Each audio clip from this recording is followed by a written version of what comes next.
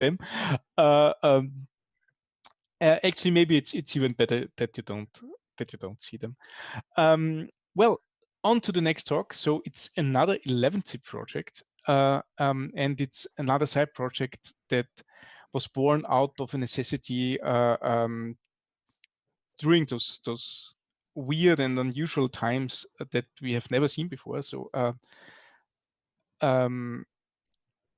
what happens if somebody is in an emergency and needs to get to information really quick? And Max Böck took care of this problem and created the emergency website kit. And I'm very interested in this project, and I'm really looking forward to see all of it. So welcome, Max, for the first time at StahlstadtJS. Welcome. Hi, everyone. Hi. Thank you for the introduction. Very nice of you. I am pretty curious about those backgrounds now. I am myself a bit new to the whole Zoom game. I do have one background myself I can show you. This is my favorite currently. Yeah, Tiger King. Right, so my name is Max. I'm a front-end developer from Vienna. I work at a small software studio called Codista, and I also help Manuel organize the Web Clerks meetup. And yeah, today I want to talk to you about a side project that I have started a couple of weeks ago while self-isolating. So, so basically, a couple of weeks ago, I came across this tweet by Nicholas Zakes, and he had a bit of a frustrating experience because he got an alert on his phone for a shelter-in-place order. And it contained a link, and when he clicked on the link, the site was down. So what happened there is that the site in question was, I'm guessing, a regular CMS site, and all of a sudden there were like 60,000 people on that site at once, and that overloaded the server, and it crashed and burned.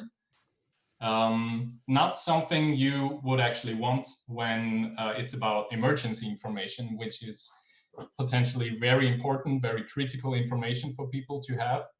So I thought about what a good website should be in that scenario. So came up with these requirements.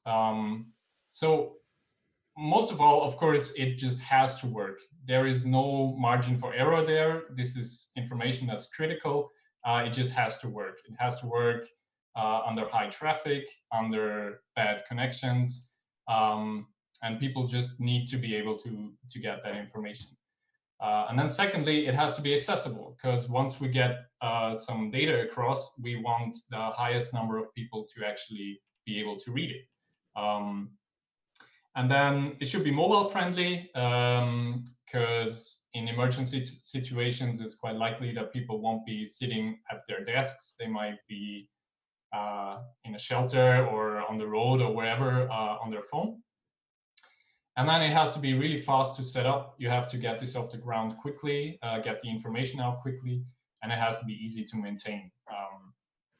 So when I read this and came up with these criteria, I remembered something that I saw in 2018 when Hurricane Florence was in the US, and some news sites like CNN or NPR in this case, they started publishing these really minimal, stripped down text-only versions of their websites.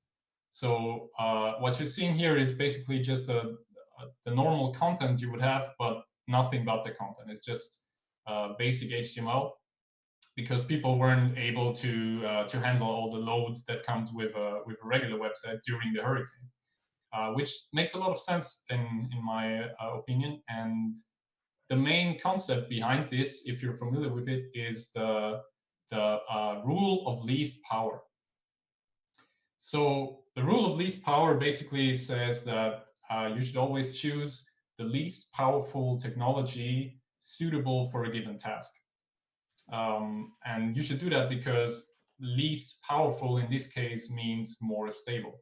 So something that is highly descriptive and doesn't have a lot of functionality, like, for example, JavaScript, also has less chance of breaking, has less chance of things going wrong. And of course, the most powerful, or least powerful, sorry, technology for transmitting information on the web is just static HTML. Because static HTML will pretty much survive anything. You can't really have like a script execution error or whatever. Browsers are very smart in parsing even broken HTML. And so it's very stable, but what's also very nice, it is very resilient and very resistant to large amounts of traffic spikes, because it's incredibly easy and cheap for a web server to serve static HTML. If there's no processing involved, no database involved, and a single well-configured web server with some static HTML will handle a ton of requests.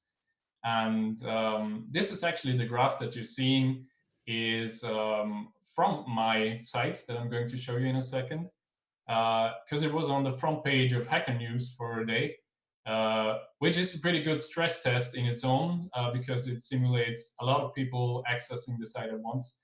And I had no problem dealing with that. So that's a good thing. And yeah, so here's what I built, right? This is the emergency website kit. It's basically just a very minimal, very performance-oriented blog. And it's built on 11t. You've heard that from Manuel before. That's a static site generator that runs on Node. And it just generates a very minimal set of static pages. So it's basically just an index page, looks like this. And then you have individual blog posts. And that's about it. That's the whole site. And in a crisis, you could use these to basically give out important information, maybe for people, how they should react to a catastrophe, how they should seek shelter, or whatever is important in a given situation. And the whole thing is on GitHub. It's open source, so anyone can fork it and make it their own, create their own emergency websites. And I hope that it will be of some help for people. Right, so let me get a bit into the technical side of things. So the initial goal was to get the smallest footprint possible and get all the information that's necessary across with the least amount of data. So there's this thing called the first round trip, the first connection round trip. That's a term that comes from TCP, where the first connection that TCP makes allows for a certain amount of packages to be transferred. And that's where this number, this 14.25 kilobytes come from. And if you are able to transmit data within that amount of 14 kilobytes, you will have a really fast experience, because it's the earliest possibility to transmit anything. So the initial goal was to get the whole thing down into this neat little box and transmit it basically in one request, have all the information right there, inline all the CSS that's necessary to render the page, and basically cut out everything that's not essential. So there's no web fonts in there, there's no JavaScript, there's no tracking, there's not even images if they don't make sense. And the whole thing is minified. It runs to clean CSS and purge CSS, which basically analyzes each page and strips out all the CSS that is not necessary for that page, to end up with just the smallest package you can possibly get that still has all the information. And if you look at that in DevTools, you will see that there is exactly one request that contains the document. And since there's the CSS in there as well, it will render very, very fast, almost immediately. And you immediately have something usable. You can read that right away, even if the connection is very, very bad, or if there's other problems. So that's the first step in getting this as small as possible. And then there's accessibility, because like I mentioned before, it's very important that absolutely anyone can actually use this information, right? Read it or consume it in whatever method they prefer or need.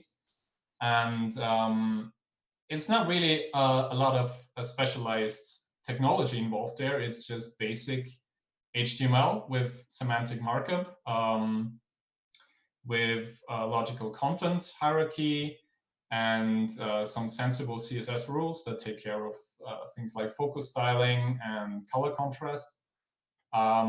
And basically, the browser will take care of the rest for us. If we have a well-structured document like that, a lot of these accessibility requirements just get taken care of by the browser themselves, or by whatever device people are using.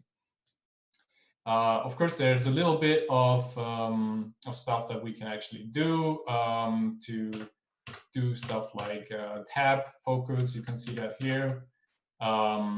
Or make sure that the contrast of links and text is high enough, and then that you can size the entire page in RAM units. Sorry, in RAM units, so people that have a larger default font size on their devices will still get the optimal experience for them.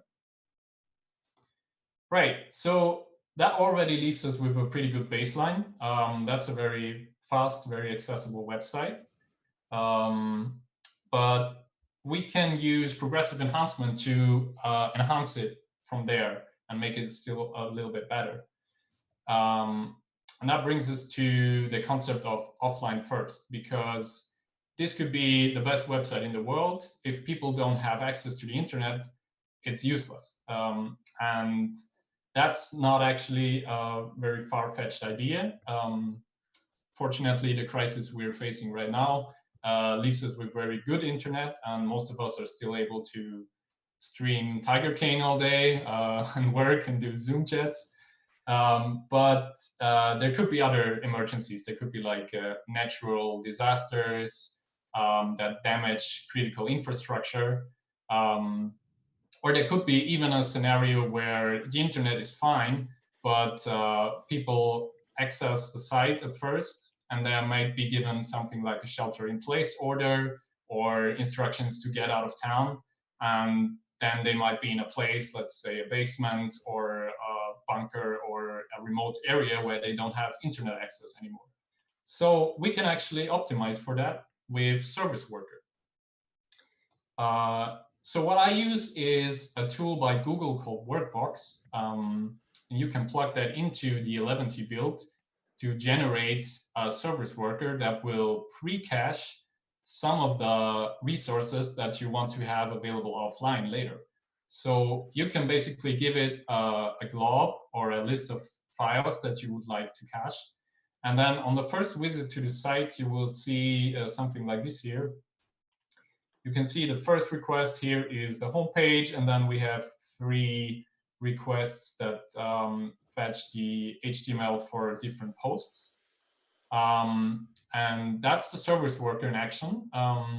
And it will put that into the cache. And if you access the site later on and you're offline, you will still be able to retrieve all those resources because they're stored locally. And Workbox will also take care of revisioning. You can see this WB revision hash at the back of the file there. That will change if one of the bytes of the content changes. So if we publish a new version, this will automatically invalidate. But while this is really cool, we can now access the site offline. This will generate another source of problem. Because every time you're caching something, you have to deal with stale content or invalidation of that content. So if we have important information, it's not a good thing to have outdated information on there that people might not be able to identify as outdated, right? So, sorry. Right, so what we can do to combat that is, first, really simple, just put a timestamp on the site. I said that this was a statically built site, so we can just retrieve the timestamp of the last build date and assume that that was the last time that any of the content of the site was changed, and display that in the footer down here. And we also can display the dates, the publication dates of each of the individual posts. That's easy enough. Then we can check if a user is actually offline. And in the event that someone accesses the site while offline, they would get the service worker version, the cached version of the content, right? So that might be out of date. We don't know that. And we can display this little pop-up or a toast, whatever you might want to call it, down here by checking the navigator online property and using the offline event. And just telling the user, look, you're offline. You might not be aware of that, but you can still use the website. But be aware that content might be out of date, right? That's at least some indication to look out for these things. And then something else we can do is we can check whenever the service worker updates. So let's say somebody accesses the site, they get a service worker cached version of the site, and then they're offline for some time. And in the meantime, we update the site, we push a new post or whatever. And then the next time that person comes online, they would still get the cached version because of the way service worker works. Service worker needs a period of time to replace the existing service worker. So what would usually happen is we would have to wait for the user to navigate away from the site and then back until they see the new content. And we don't want that. That might not be obvious to people. So we can check in the service worker registration here. We can check for an event called update found. And if there is another service worker ready to be installed, basically, we can show this little pop-up window and prompt the user to update manually using this button. And if they push this button, we can manually switch the service workers and update the site in the background, so the user knows what's going on and sees that there is a new post waiting for them. Right, so that's it for the technical side of the project, but another big issue with this is that not everyone is a web developer, right? Not everyone is comfortable using Node or using 11t or even knows what all these things are. People in charge of critical information, especially in an emergency, won't be able to get all this done, right? And they might not always have a dedicated web developer that takes care of it for them. So everyone has a different skill set, and everyone has different definitions of what is an easy process. For example, here's somebody on Hacker News who suggested that the easiest way would be to serve an archive, a zip file with the source files over WebTorrent, like peer-to-peer torrent. That's a definition, but I don't think that most people would find that extremely easy to handle. So what I really like to use for this is something that doesn't involve any code or any knowledge of code at all. So a really handy thing in there is Mattified. If you're familiar with Mattified, it's a hosting service, basically, with some nice baked-in features like continuous integration. And they also they support this feature where you can just put a button on any repository, and if I click that, it will automatically clone that repository and deploy it to Netlify. Basically set up a functioning website, take care of all the dependencies without me ever having to mess around with Node or NPM or whatever. And what you can also do is you can define these variables that you want to use in your build. And then Netlify, if you use this process, will ask users to fill those in with some nice graphical user interfaces. And they end up as basically standard environment variables that you can then use and reference in your build. So if you have a GitHub account and a Netlify account, which you can get for free, you can basically start a website, start a functioning website, and tune it or customize it with whatever information you need in about 5 minutes. Because you just have to fill in these fields, click save and deploy, it will get built, and then it's basically live. And I am aware that this might still be a big ask for some people, because you still have to have a GitHub account and a Netlify account. So the last option that I thought of would be to have some volunteer developers, because if you know this process, you can set up a website in like 5 minutes.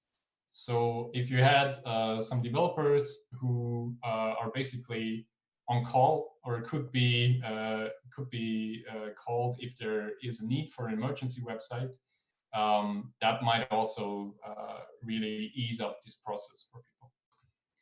And the last thing is, if you have this site up and running, there is a content management system by Netlify that is baked in, where you can then edit all the information, all the posts, without having to actually write Markdown or commit any files. And if you save this, it will create a commit in the background and push that to the repository, and then the site will get built again. You can use Netlify for this, or it's also possible to use any other headless CMS, for example, Storyblock, wink. Or you could use any process that might be familiar for the users here. Right, so that's it for me. All the links, I believe, are available in the Twitch chat. There is the source code, the demo site, and then a blog post I wrote about all of this. And I'm also happy to answer all of your questions on Twitch. Thank you for listening. Wonderful, Max. Thank you so much for showing this project. This is very amazing. We actually have one question coming from Joe NDC. I hope I pronounced the Twitch handle correct. I guess it's related to the part where you update sources. They ask, what if the internet breaks down during the update? Does it take care of this? It being the build process on Netlify. I'm not sure. I guess it was before the Netlify part. Joe, can you elaborate which part you meant again? This question was asked asynchronously, I guess. The workbox. What if the internet breaks down? Does the workbox take care of it? All right, so Workbox runs on build, and what this does is it will create a service worker file, and then you will ship that to production. And what might be your question is this update dialog that comes in play when there's a new service worker, I'm guessing. Yeah, so yeah, if you don't have an internet connection, then you will never see this dialog, because in order to get the new service worker, you will have to make a network request. And if you don't have that, then the old service worker who installed when you first visited the site, maybe when you first had still a connection, will just continue to act as a web server, basically, and serve all these pages. And the minute you come back online and the service worker gets updated in the background, you will see this this dialog. And if you update, it will just it will already have all the files necessary. So this will just do a basic page reload. If you lose connection in the exact same moment that you click the button, it shouldn't even matter, I guess, because by the second you see this this prompt, you already have all the resources that you need. Does that answer the question? Let's see if Joe types something into the chat room. Maybe while Joe is answering. Yeah, hey, he's fine. Yeah, cool. Thanks. All right. Another question by Fledermausmann. You see it there as well. Cool. A follow-up question. So the cache only gets cleared as soon as the new content is on the client. Yes. So the way Service Worker operates is that you will never have more than one active Service Worker. You will have one that is installed, and as soon as the new content or the new as a make a new request to the network, and the network sends me a different Service Worker file as a new revision. That will install in the background, and at the second when all the files are ready, they will sort of lie and wait, and the old Service Worker will still be in control. And usually what you then need is to navigate away from the site, close the site, or in some way indicate that you're not using the resource anymore. And that will be the second when these two get switched. And all we do with this pop-up dialog is just to manually force this process to have something indicating it to the user, because it might be invisible otherwise. All right. Cool. Thank you very much. Also, Fledermausmann is very happy with your answer. All right. So if you have any more questions, I'm sure Max is going to answer them on Twitch or on Twitter or wherever you can find him. I suggest we do another 5 to 10 minute break to grab some more drinks and to wire up our last speaker, Manuel. It's time that we finally get some gaming content on MySpace. Sorry, on Twitch. And I'm really looking forward to